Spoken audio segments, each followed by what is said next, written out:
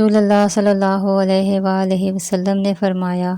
وہ وقت قریب ہے جب مسلمان کا سب سے عمدہ مال اس کی بکریاں ہوں گی، جن کے پیچھے وہ پہاڑیوں کی چوٹیوں اور برساتی وادیوں میں اپنے دین کو بچانے کے لیے بھاگ جائے گا۔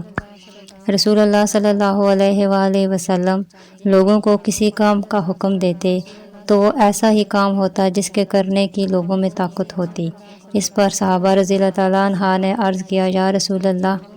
ہم لوگ تو آپ جیسے نہیں ہیں، آپ تو معصوم ہیں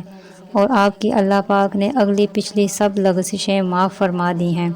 اس لیے ہمیں اپنے سے کچھ زیادہ عبادت کرنے کا حکم فرمائیے۔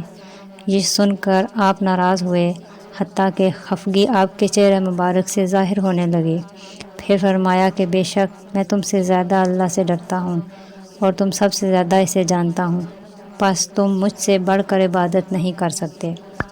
آپ صلی اللہ علیہ وآلہ وسلم نے فرمایا، جس شخص میں یہ 3 باتیں ہوں گی وہ ایمان کا مزہ پا لے گا۔ ایک یہ کہ وہ شخص جسے اللہ اور اس کا رسول ان کے ماسوا سے زیادہ عزیز ہوں، اور دوسرے یہ کہ جو کسی بندے سے محض اللہ ہی کے لیے محبت کرے، اور تیسری بات یہ کہ جسے اللہ نے کفر سے نجات دی ہو، پھر وہ دوبارہ کفر اختیار کرنے کو وہ ایسا برا سمجھے جیسے آگ میں گر جانے کو برا جانتا ہے۔ آپ نے فرمایا، جب جنتی جنت میں اور دوزخی دوزخ میں داخل ہو جائیں گے، اللہ پاک فرمائے گا، جس کے دل میں رائی کے دانے کے برابر بھی ایمان ہو، اس کو بھی دوزخ سے نکال لو۔ تب ایسے لوگ دوزخ سے نکال لیے جائیں گے، وہ جل کر کوئلے کی طرح سیاہ ہو چکے ہوں گے، پھر زندگی کی نہر میں یا بارش کے پانی میں ڈالے جائیں گے۔ یہاں راوی کو شک ہو گیا کہ اوپر کے راوی نے جو لفظ استعمال کیا، اس وقت وہ دانے کی طرح اگ آئیں گے،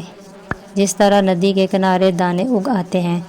کیا تم نے نہیں دیکھا کہ دانہ زردی مائل پچ در پچ نکلتا ہے؟ وہیب نے کہا کہ ہم سے عمرو نے حیا کی بجائے حیات اور خرد مند ایمان کی بجائے خرد مند خیر کا لفظ بیان کیا۔